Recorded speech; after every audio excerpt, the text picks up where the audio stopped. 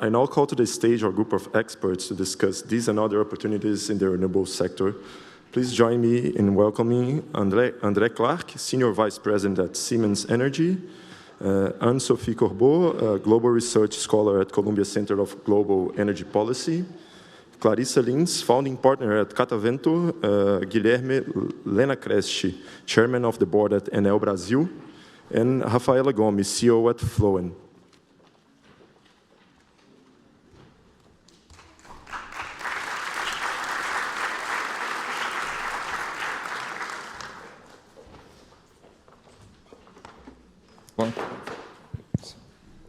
It's working back. So, yeah, thanks for the panel here for waiting this filler presentation, and this is I think a very good audience, and we even think about doing a specific discussion on hydrogen. And I think of course the discussion was based on that on the previous presentation. But I think most important here, we changed the name for new energies, okay? There are several solutions, several alternatives. So this is a country that is rich in alternatives, no? And we believe that we can be doing this. And so I will hand over to my audience. We are in New York. I already had my Andy Warhol's 15 minutes of fame, so then I'm going to be not speaking a lot. So I start with André here, that's on my side, and a close friend and very active on discussions on several sides. But I would like to, André, to start a little bit to the perspective of the supply chain. Okay. So first of all, congratulations on the event. It's an amazing event, and congratulations on the presentation. I think you nailed, right? This is a very humble perspective of a person that is every day trying to sell all this stuff and all these projects every single day. And yes, Brazil is a major powerhouse, as was said. It is also, the climate change discussion is also relevant because Brazil is possibly one of the most exposed countries to climate change. All this that we talked about, all this, the hydro, the ability to plant stuff, and our agricultural thing is based on our ability to have water coming and flowing through our rivers. People forget every day, and I also work with that, the wind is particularly impacted by climate change. El Niño is stopping wind flows across the planet and creating a whole lot of mess also in that arena. So climate change is important for everybody, but it's particularly important for Brazil. The supply chain. I think that some points here are very relevant. The first is to remember that Brazil has been very successful in implementing industrial policies, being BNDES at the center of that. Just to stick with energy, Brazil created in the 60s on a full hydro power system that is up to this day. And it was, I think it has never been for much longer an investment grade country without money. So we did that, full hydro, the biggest hydropower plant in the planet was built here. The pre-salt, ultra deep water, the second greenest oil, if such a thing exists in the planet. The ethanol stuff, our integrated grid that was just put here. Why this is important? In supply chain, Arthur, the first bottleneck that we are seeing is the grid. The grid was, particularly for high voltage areas, is a business that we would do all these studies, bottom up, top down. What is the growth? 2%. Now let's look again, bottom up, next year, 2%. Now, there was a year that we had 2.02%, and we were very happy. The markets in the grid are growing 60%. As the world shifts from transporting molecules near the consumption places to transporting electrons to the consumption places, because wind and hydro and everything else is far away from consumption, is demanding a lot of transmission. So this, and transmission is something like this. Every time we build a substation, we light up the lights because it's the only thing it does. When you turn on a transformer, all it does is, so it's boring as hell. Nobody likes it. But it's the sexiest thing in the supply chain today, I tell you. The scale-up of this industry, including hydrogen, is proving to be a major challenge. Why? And it's happening here, even with the IRA and everything else. Across the globe, and we are almost in every single hydrogen project in the planet, I think that we had 2 financial investment decisions, this big. With all the gigawatts that we're studying and so on, maybe 2 FIDs, they're all like 50 mega, 100 and something mega. It's not there yet. Wind power and the whole dimension of that is lagging. We need to transform the whole supply chain back all the way into mining. All the way into mining. It's a lot of capital. And the world, the capital markets are not rewarding risk at all. To be a first mover advantage in this energy space is not a good idea. Those are some of the problems of the supply chain, and we can keep on discussing. Thank you very much, André. So, and Sophie, it's very good to give you the international perspective here, and you follow several of the regulatory discussion and market design. So, be a pleasure here to have your inputs on this theme. Thank you, Arthur. And indeed, what my profile here doesn't say is that while I am actually a scholar at the Columbia University, I am based in Paris. So I am based in the region which is literally obsessed with regulation. Hydrogen market doesn't exist. All the hydrogen, or most of the hydrogen, is consumed where it's produced.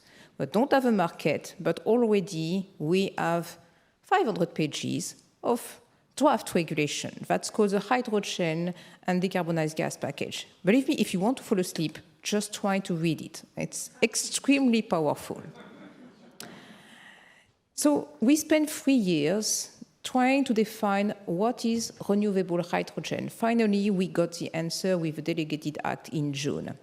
That actually is very important because, mark my words, there will be 3 essential things which are going to define the hydrogen that you might want to export or produce: the quantity, the price, and the carbon intensity. And that's crucial. So that's going to relate to what you were saying before, and this is very important for Brazil. We are not doing hydrogen because it's pink, it's blue, it's yellow, or whatever. I hate the colors. It may be beautiful, it may be easy, it's totally misleading. We are doing hydrogen because we want to decarbonize. The hydrogen has to be very low carbon intensity. So we need to agree, all of us, on how exactly we are going to define the carbon intensity, how we are going to require people not to use, for example, gas-fired generation or coal-fired generation to power an electrolyzer, because this is really terrible. And this is exactly what the European Union has been trying to do. And we are having exactly the same debate in the United States. Now, Brazil is in an excellent position because, as you mentioned, with more than 90% of renewable electricity in its power mix, well, this is putting you in an excellent position in order to fulfill the requirement if you ever want to export hydrogen or its derivatives to Europe. And the most interesting thing is that everybody has been talking about the IRA, so the Inflation Reduction Act, and how this is supporting hydrogen production. but they are actually grappling with exactly the same issues. How to define the carbon intensity? How to, define three concepts which are called the additionality. So making sure that when you are developing renewable energy, you are developing that for the hydrogen production on top of what exists already for power. You don't want to cannibalize the renewable energy which is used for power. The second thing is temporal correlation. You want to make sure that the electricity, the renewable electricity that you are using in the strictest sense, every single hour is renewable. And then you need to make sure that you are not taking the renewable energy from across the world or across the country. So you want to make sure that this is actually located nearby your electrolyzer. These are three very important things. And this is exactly what the discussion on the IRA is about right now. The IRS has to basically come up with a definition, and they are having a very hard time. Now, you told me about, I just want to conclude on something about two differences between EU and US, totally different philosophical approaches. The EU is more about sticks. They basically want to impose. So we have percentage of hydrogen or renewable fuel of non-biological origin, very mouthful to say actually, in different sectors, in transport, in industry. We have a carbon price. So we try to basically force hydrogen into the system by very much looking at the demand side. The United States, it's much more a supply push with the production tax credits. So you are incentivizing low carbon hydrogen production with strings attached, which is, in terms of local employment, which is actually very clever. This is what, people don't always pay attention to that. There is also a totally different philosophical approach in the sense that in the United States is very simple. Because this is within the fiscal framework. So what developers tell me is that in the United States, you just tick a box in your revenue declaration. In Europe, you have to apply to funding, build your case, submit it, and wait for the answer, which might be submitted in a few months or years from now. And of course, this is making a big difference. I think I will stop there for the moment. Yeah, great. And there's a curiosity. We had an interview together, and so I told people to take out all the colors of hydrogen, okay? Because then Sophie was very good. Clarissa, also a very good friend, partner, really master of giving the puxão de orelhas on terms of climate for many years. How can you say, and also, Clarissa, you have been working on different areas and a lot of things related to the oil and gas value chain. So how do you see the competitive game here, the competitive reaction around that? So first of all, Arthur, I would like to thank you very much for the invitation to attend the conference. It's been a pleasure. And congratulate the team, the young talents that are really behind the scenes, because you are doing a very excellent job. So Arthur, you proposed to ask me to talk a little bit about green hydrogen, and Sophie, we will put, green is about, low carbon, the lowest carbon footprint possible, making hydrogen out of renewable electricity by using electrolyzers. The great news, except that you have basically already illustrated all the good news that I wanted to share with the audience by your previous speech. But the great news... Spoiler. Yeah, it was a spoiler. But the great news is that looking to the production, so the supply side of low-cost hydrogen is critical in Brazil, although it shouldn't be considered a silver bullet. It is critical for some applications, namely, and you mentioned, long-haul transportation, and also some industrial sectors, such as steel, for instance. So for that, as you mentioned, Brazil is very well positioned, and we definitely should take advantage. So I'm just going to illustrate with some complementary data. Why are we so well positioned? Because we have almost twice the capacity factors of wind and solar generation when compared to the global average.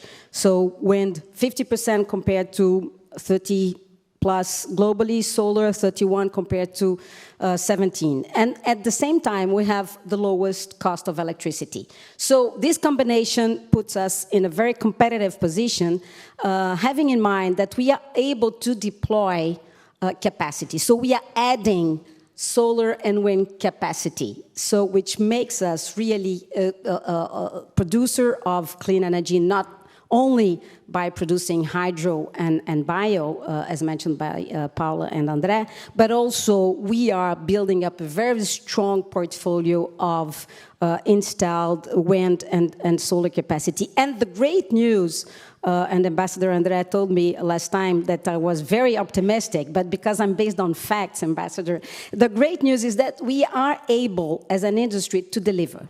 So just for you to have an idea, our wind generation capacity grew by a factor of 10 over the last 10 years, and our solar generation installed capacity grew by a factor of 25 plus times over the last 5 years. So with the two combined, we have nowadays more than 50 gigawatts of installed capacity. So this is the good part. The other good part of the story is that the private sector is really answering to those signals, answering by first committing to MOUs. So it's just the first part of the good story. But if we sum up at Catavento, we do a hydrogen tracker, and we have more than $80 billion announced over the last year and a half in terms of MOUs, which would total 5.5 million tons of hydrogen produced, out of which more than 4 million tons of low carbon. Are we able to deliver? This is the good question that we want to be answered in the short term. We have to deal with the fact that we are a developing country, which means that we have a higher cost of capital. This has been mentioned. Figures point out to a 10 percentage point difference, which is a lot when applied to large volume of CAPEX, as illustrated by Arthur. We also have to deal with the lack of fiscal room. We don't have the carrots. We still don't have the sticks. So we are right in the middle. We don't have still the supply, although we have the intention, and we don't have the demand. So all we have is the capacity and the ability to deliver. So now so that's why I'm also optimistic, Arthur, because if we do everything that has to be done, maybe by starting by some long-term off-take signals, then we might be able to deliver competitively. And just to answer your question, there's a diversity of players behind the scenes. If you look to who is trying to capture the hydrogen, low-carbon hydrogen possibilities in Brazil, among the announcement, we have kind of a third relying on power utilities, 20 plus on newcomers, but that are that are used to develop technologies, and about 20% coming from oil and gas and chemical players. So, which also is good news. Thanks, Chris. Nice challenge ahead. Well, this panelists here, so nice that they seated in alphabetic order. It used to make my work fine, except for Raphaella. So, Raphaella, this is the question for you. But I think, and knowing that your company and you very interesting potential of exploring renewables in a bigger sense. So, I would like to hear a little bit your holistic vision here on new energies. Thank you. First of all, thank you for the invitation. It's a pleasure to be here among friends, and I'm very proud of Luciana and all the team that put together this second version of the event. I heard it's even better than the last one, so congratulations. And I think you kind of all made my life more difficult and easier in a sense, because the majority of the points that I was going to make were already made. It's my belief that hydrogen, there's a lot of hype around hydrogen. And there are a lot of MOUs, we normally say, already signed. And that is because hydrogen can, de facto, be a solution to several different problems in energy and decarbonization. But I heard this Swiss knife theory, and I like it very much. I'd like to repeat it here. It's from the founder of Bloomberg New Energies. He says that it's not because you can use something to do something that is the most efficient way to do it. So the example he gave was you can actually use a Swiss Army knife to cut a tree. But if you're at home and you have another better tool, you're not going to do that. You're going to use the better tool. And the reason why I'm bringing this first is because I believe that green hydrogen or low-carbon hydrogen, I completely agree with Anne. I hate the colors. It's just, let's talk about carbon intensity. At the end of the day, all that really matters is efficiency. And I believe that low-carbon hydrogen can be a really good solution for some sectors. And Clarissa already mentioned steel and fertilizers.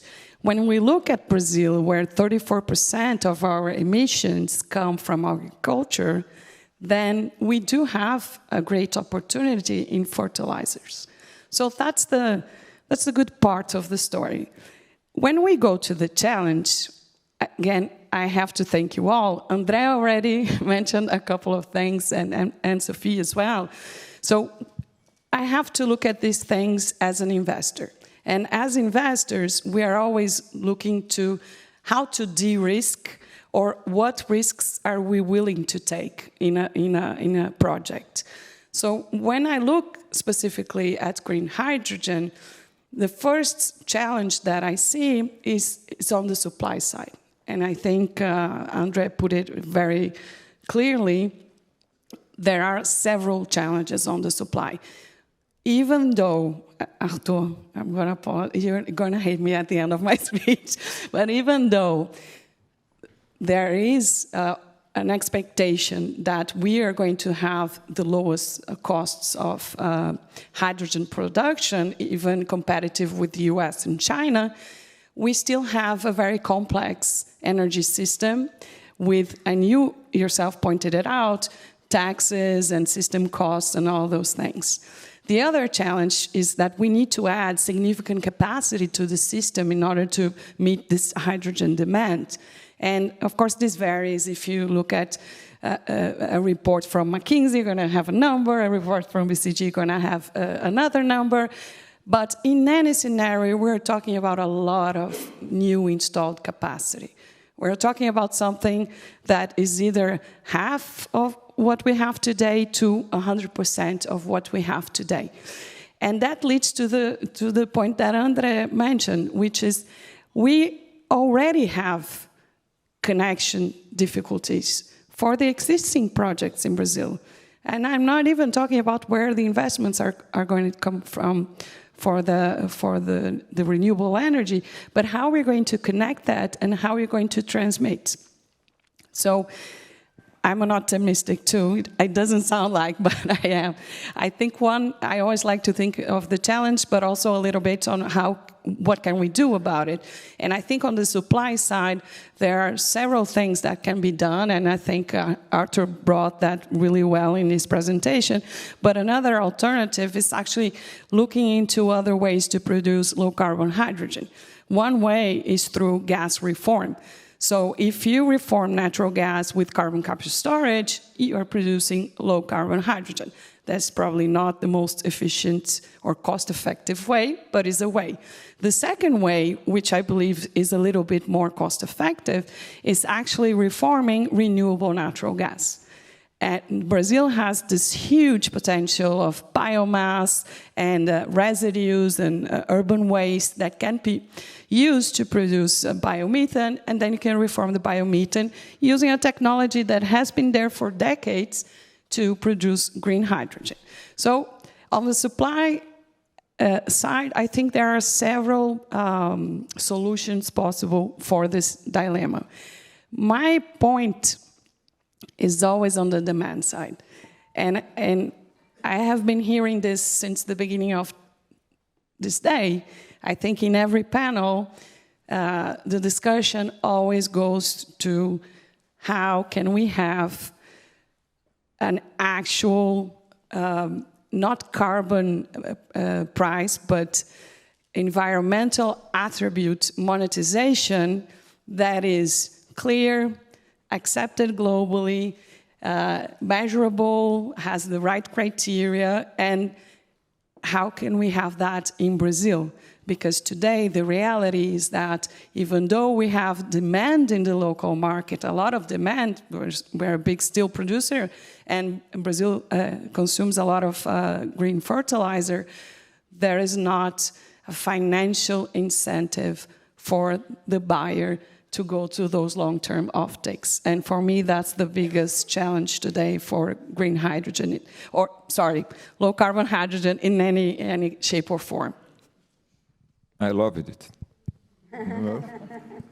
No, great. No, but I think it's very good debate, and I think it's a similar situation for Brazil, because in many cases, when you talk about our partners, why Brazil, if you talk about even nuclear, if you talk about several, let the market work, so if you don't distort the market as we distort a little bit today, but I think we have very good, let the best natural resource go ahead. Having said that, I think that everybody here, nobody produces any, I don't know, I think Floen not yet, but I think a leading company in power generation, hydro, and renewables in Brazil, and also working all of the supply chain and leading distribution and very close to the final client. So, Guilherme, give us your perspective, because electricity is the source of value there. No? Well, thank you. Thanks for having me here. It's an extraordinary event. Let me correct you. We do have some hydrogen in production today, not in Brazil, but we do have it.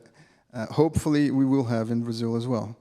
But we need regulation, we need policies, we need incentives. We are, I think the evolution is underway. We see, for instance, CCE right now has issued the certification, which is aligned with the European concept. So I think we're working on that. But I'd like to take a step back and talk a little bit about the background. What did Brazil do to reach the low cost of energy that we have today? And how can we see the future and go into the green hydrogen or the low carbon hydrogen? So we developed, and the numbers were said here. Clarissa told how we increased the solar and wind power generation. But I'd like to say that this was very important to reach the low cost that we have today and to be competitive in Brazil, because in the case of wind, for instance, we have 80% of low production, of local production. So the projects today are very cheap, are very competitive, because there was a competitive, various competitions in the beginning, going to tenders and then going to the free market. So this is also something very important. Brazil is advancing and going into the free market very soon. This is going to open a lot of possibilities as well. But I'd like to say that today we have an installed capacity of 194 gigawatts, more or less. And we have today projects, renewable projects, that were either approved or are under analysis of Enel of 240 gigawatts today. So we do have projects. Where is the demand? Today, Brazil has the lowest prices because we have reservoirs and they're full. We have a lot of distributed generation coming in. So this is also taking away the demand. And it's growing very fast. So how do we keep up with this industry that's so efficient if they don't have projects that are actually can be feasible at this moment? So we need to create demand. We're talking about hydrogen, and I think this is going to be an important unlocking of this demand. But unfortunately, this is reality for 2030. We need to start now developing and talking about it and working a lot to see that reality come true in 2030. But until then, what do we do? So we work very hardly on the electrification. We are today doing a lot of projects, and we see a big opportunity in Brazil as well. It was said previously that electric vehicles in Brazil are not a reality today. Well, let me disagree with that, because I think we are beginning some of important projects, starting with urban electric mobility. This is very efficient. We have already 6,000 buses circulating around the globe, more than 2,000 in Latin America, and hopefully this month or next month, we will also have in Brazil, in the city of Rio. This is going to unlock a lot of investments. This is also going to unlock a lot of the things that we need in terms of developing batteries, possibly local, producing locally these batteries in Brazil. And I also want to say something that André mentioned. Brazil has, and also Raphaella mentioned, we have a huge integrated grid in Brazil, like no other country has. It brings us a lot of efficiency, but it also brings us a lot of complexity. So we need to keep on implementing transmission lines. We need to invest a lot. There is a pipeline for that, and I think it's going to solve our problems. But there's also another thing that we need to increase, to keep on increasing the renewables in our, as an important sources for the future. Also for green hydrogen, which is the implementation of storage systems. We already have our natural storage systems through the hydro plants, the hydro reservoirs, but they're not, at this moment, they don't have the remuneration they should. So we need to tackle that point to bring the remuneration for these attributes, not only for the hydros, but also to introduce the storage systems. Because with the storage systems, we can keep on growing with renewable energy. So these are some of the points that I think we should also tackle. And then we need in parallel to develop green hydrogen, because we are going to get there. But in order to get there and have the same competitive energy, we need to tackle these issues. Thanks a lot, Guilherme. Very good topics here for discussion. Let me just go on a new round here of questions. And I think, André, I saw several presentations of your team on innovation. And we mentioned the innovation. So how do you see this value chain and being Siemens on the leading edge of development of technology, R&D? How do you see that configured? The biggest challenge on what we have today is not the technology itself; it's the scalability of all that. And funny enough, in the case of battery, in the case of using an electrolyzer, in the case of the transmission lines and everything else, the big frontier is software. The system that controls all that in an integrated grid, in this, how green will it be, how less green will it be, and at what time, and it will be software. So there's a lot of going on in that direction. I must tell that Brazil has, and innovation has been changing its way on how companies dedicate their resources. We are putting more resources closer to the problems. And Brazil has very interesting problems that have already been solved.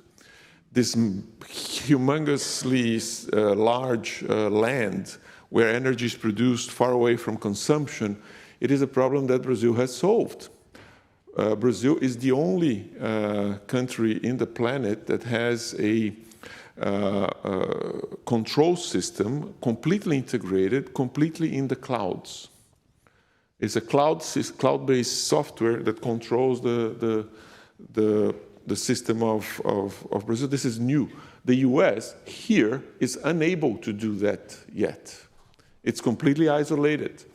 So by no other reason, we kind of set up centers there to serve other markets like here. The whole idea, the whole idea on using hydrogen, and that's the biggest question. Every time a client, one of the 48 gigawatts that showed up in Brazil comes, I have a hydrogen project. My first question is, what the hell are we going to do with that hydrogen? What is the use of that? And yes, the issue of stranded assets, which you well put, old refineries, old stuff that can be repurposed, is very strong. One of the, and Brazil has these solutions in hand. The pig iron, Vale, our own Vale, is about to make history on this. And the sexiest thing is the new pig iron. It's called something else, I tell you, but it's the new pig iron. There's Malu is coming, and it's a beautiful name, but it's HBI, HB something. It's a beautiful use of the best mineral that the world has, high content of iron ore. And this will be absolutely needed, and maybe that's the demand-based policy that we need. The science, the innovation is there. So innovation is being done where the problem is. Second, Brazil, and I have been very involved in this, Brazil kind of protected, after so much attack, its innovation funding system. The companies are beginning to perceive that it's safe to use, and this government is doing this better. It's been a while, so the private sector have been fighting a lot of that for our innovation funds and so on. So there's a little bit of money. Even BNDES is actually, so we have the problem, we have the money, and we have the people. We have the people. We can say, it's an undereducated country as a whole. Yes, true. But if you go from extreme north to extreme south of Brazil, you have research and development centers that are usually linked to energy or something in between. Those are three competitive advantages that make up for good industrial policy. It is technology, it is the funding, it is the private sector ready to be there. The private sector. Marina was mentioning us, the private sector. Why am I also bullish about it? Because we all went in COP26 there. We were kind of pissed off with the situation. We created our own booth in a COP27, in a COP, right? When the private sector detaches from its own country, that's unheard of. And we promised a wealth of things there, and we have to deliver. So I'm very positive on that too. Thanks, André. Very good points here. And again, moving here, and Sophie, I'm very curious about your opinion on the supply side efforts and more demand side efforts in Europe. What your scenarios? Who's going to be prevailing? What's the best approach if you think about those two very big approaches here of industrial development? Let's say. That's a very good question. I mean, I think on that I have essentially 3 points to make. The first one is, you presented about, the competitiveness of Brazil, etc. What is really striking for me when I'm looking at the national hydrogen strategies or the announcements is that this world on hydrogen and the geopolitical landscape would be completely different from what we have, for example, for LNG. So in LNG, you have about 20 LNG exporters. We are approaching 50 LNG importers. On hydrogen, there are actually very few countries which really, really want to import hydrogen. Japan, Korea, Singapore, Germany in Europe. You hear about Germany more than any other country. But the list of exporting or potential exporting countries is huge. There was a time last year in June, July, where basically I was adding one new potential hydrogen exporter every week. I remember at an event I was speaking about hydrogen, three representatives from the Mauritanian ministry made a beeline to me and said, we want to export hydrogen to Europe. Right. The following week it was Turkey. And you add on. And that's absolutely essential. And I think people do not really understand what this means in terms of power, what it means in terms of regulation, what it means in terms of competitiveness, especially, and I think you noted that, but this is for me the biggest question mark, China. Where is China? Because right now, in terms of fossil fuels, we have China being a big importer, oil, gas, coal, etc. What is a hydrogen world without China as a big importer? My sense is that China is just going to be neutral, self-sufficient. And that would make a huge difference. My second point is about what are we exporting. And this is really important. And how are we exporting that? So you talked about ammonia. It's indeed right now, in most scenarios, a prevailing way of transporting hydrogen, because hydrogen is complicated. It's really complicated. You can't transport that into the normal gaseous form. It just doesn't work. It would take, a huge amount of space. Between the energy contained in a cubic meter of oil and a cubic meter of hydrogen, there is a factor of 3,000. Well, okay, so you see the kind of size of the boats you want. This is not going to work. So you can liquefy it. Well, this is being tested. Not easy. Minus 253 degrees. It's very cold.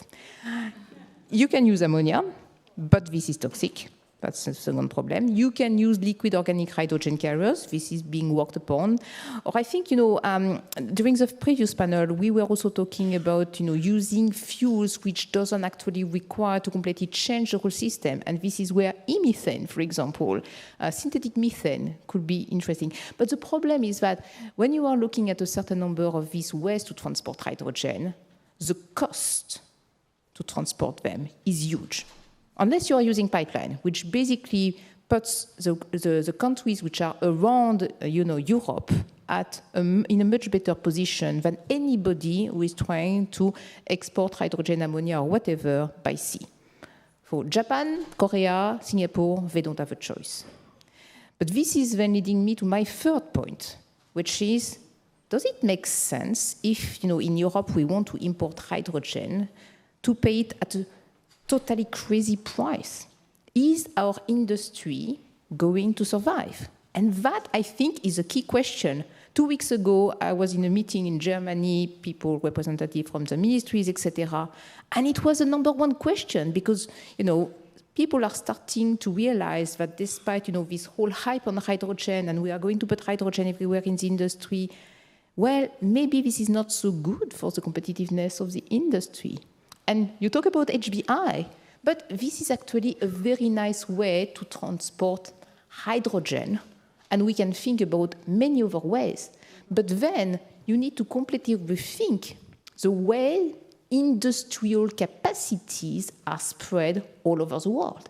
And that, I think, is the key question.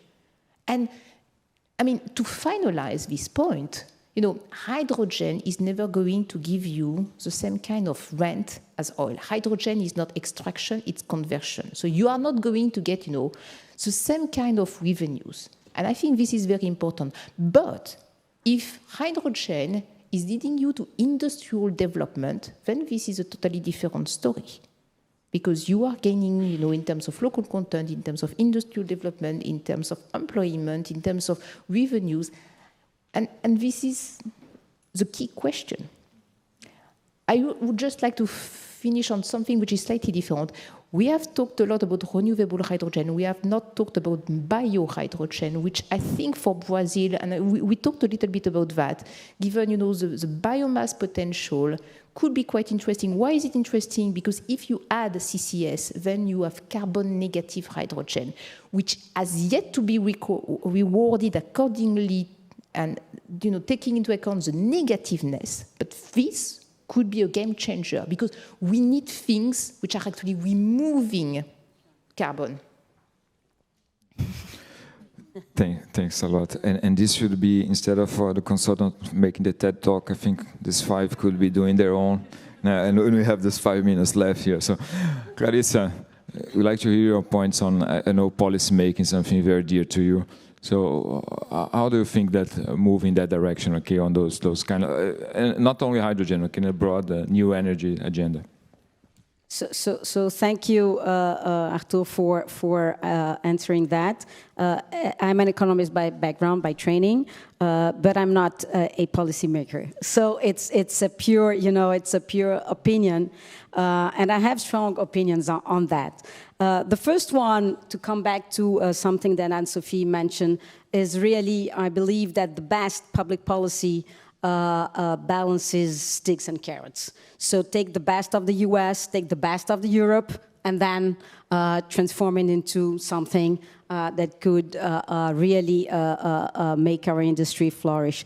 And the second aspect of both tackling sticks and carrots is always, and this is an economist talking, looking to both supply and demand. Because at the end of the day, you need both to have an industry.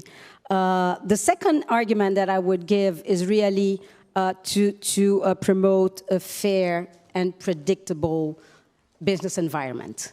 We don't need protection. We should avoid any measure that is not competitive friendly. So we need a transparent and predictable business environment that foster competition and let our competitive advantage flourish. That's what we need, even in Brazil. So we shouldn't look for too many specific measures targeting to select winners and champions. This is not good practice, and we know that. The third one, and of course it has to do with the school I went to. I didn't go to Columbia, but I went to PUC-Rio, and by the time at PUC-Rio, we weren't allowed to name industrial policy. André knows a lot about that. This is not good policy. So we were supposed really to work on global macroeconomic policies that would make sense, that promote, horizontal incentives, which means incentives that are applicable to anyone that can build upon its competitive advantage really to flourish. And at the end of the day, what we need in Brazil is to boost our productivity and to allow our energy system and our energy solutions to be part of the global ones. So not limiting our potential to our own country, and this is part of the definition that we are looking for, set a bold ambition, attract human capital that is here. So you Brazilians, the ones that are studying here, come back to Brazil and help us to build our public policies. We need you badly. We need, informed, curious, internationally driven talent, but we need you in Brazil to implement our best policies and set the ambition in terms, basically combining our strengths with the appetite of the private sector really to deliver on the solutions. Great, and the second time I mentioned people, I think it's very, very important. Raphaella, quick points here on the risk, and I know you have two different kind of investors on your company, okay, and you mentioned about risk-adjusted and perspective. We know the demand, you mentioned demand, but what are kind of risks you see here? Thank you. I'll try to be brief because I know we already ended our time. And to the students, is a lot more fun in Brazil. I can tell you that. So do come back. We definitely need you. My point here, I'm going to try to be brief, is that the world is changing rapidly into a new order. And the geopolitics of energy transition are going to create a new map. Brazil has a lot of things going for it in order to be a big player in that new map. And I'm not going to repeat all of the things that we have been saying here the entire day. And you guys know this better than I do. But we also have a lot of challenges. And many of them were already mentioned in this panel, in the previous panels, and I'm talking about overall productivity, bureaucracy, complexity in legislation, in doing business, and lack of infrastructure, and I could go on a long, long time. But I do think, and I'm an optimist, I know I don't sound very optimistic in this panel, but I am. I think we have two very good things going on for us. The first one, it was already mentioned here, was because of the land that we have and the degraded land that we have a huge potential to become the world's largest carbon sink.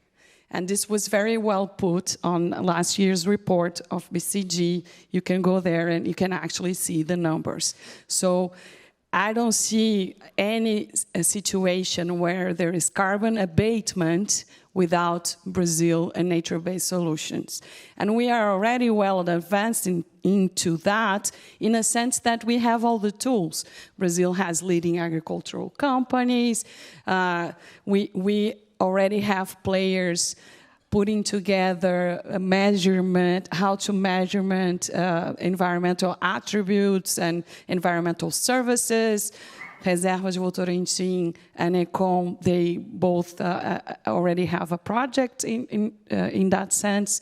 So we are very well positioned in that. The second point, and this is something that, unfortunately, I don't have the numbers because I don't think anyone ever ran the numbers, but there is no net zero without Brazilians' biomass. And I'm talking about specifically when we talk about biomass to X, so sustainable aviation fuel, HVO, all of those things, and I know that Paulo already talked about alcohol to jet here. So there is no net zero without our biomass. So how are we going to take advantage of those things? And for me, the first way to do it is long-term strategy and patient capital.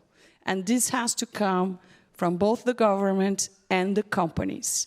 Energy transition, decarbonization, climate change are not things that are going to be solved in a cycle, in 5 years, in 2 years. So we need to have a long-term strategy as a country, and we need to be able to deploy patient capital as companies.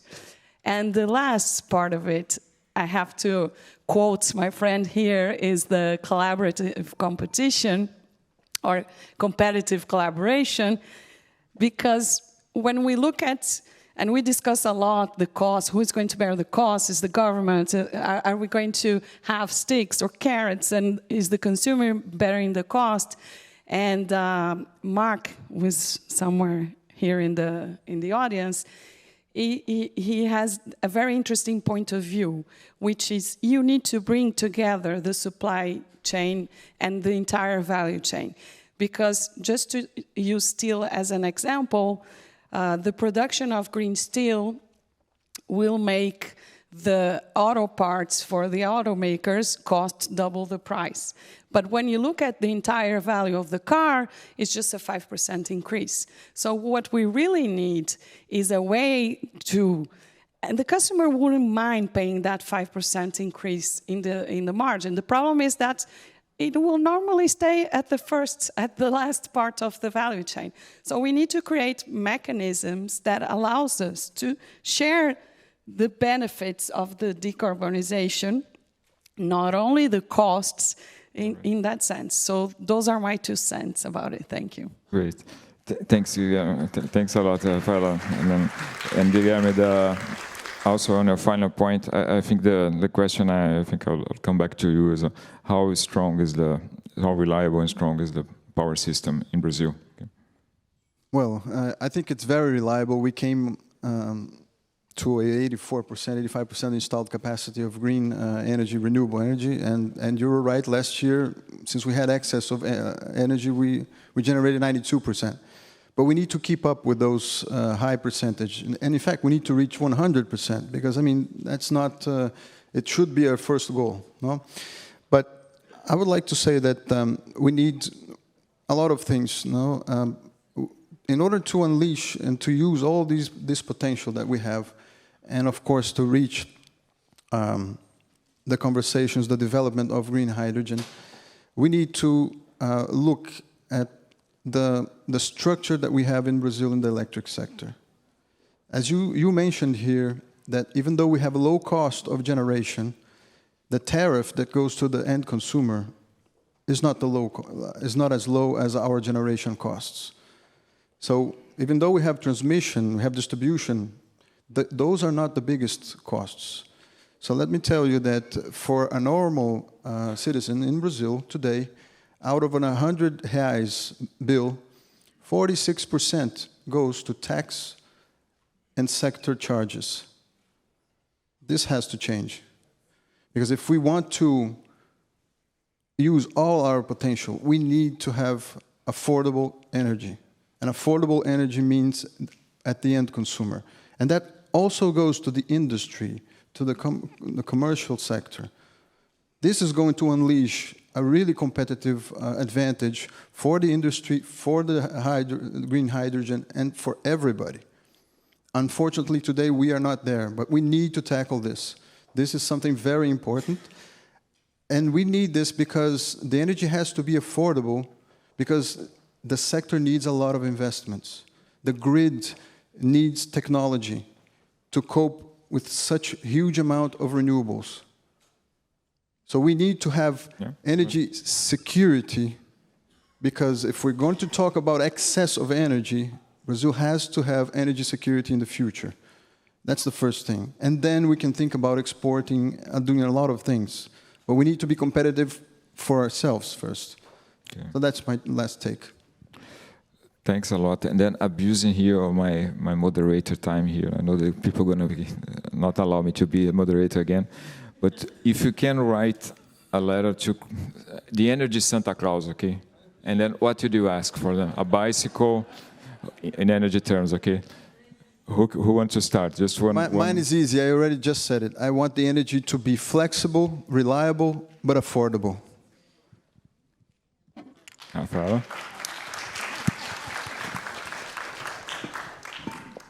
What he said, and decarbonized, of course, but also I would like to see Brazil on this new map. Thank you.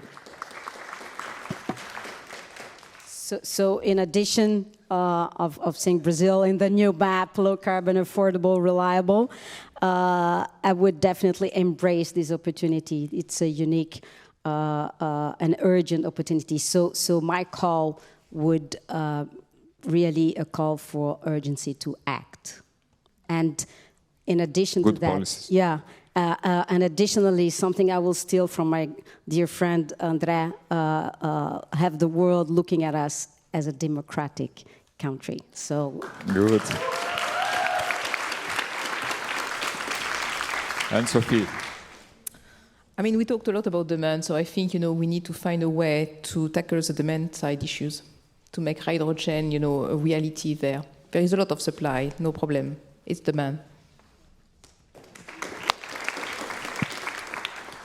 Arthur, for many years we've been fighting for a project, a vision for a country, and the idea of Brazil as a power shoring destination. I think it's summing up to be a collective dream, and therefore gaining the policy capacity and fulfilling the dreams of investors, of industrialists, of politicians. Maybe that can lead us to a project of a country that we can be very proud of. So it's a big load for the pack of Santa Claus here, okay? A round of applause for the participants here. Thanks a lot. Great discussion.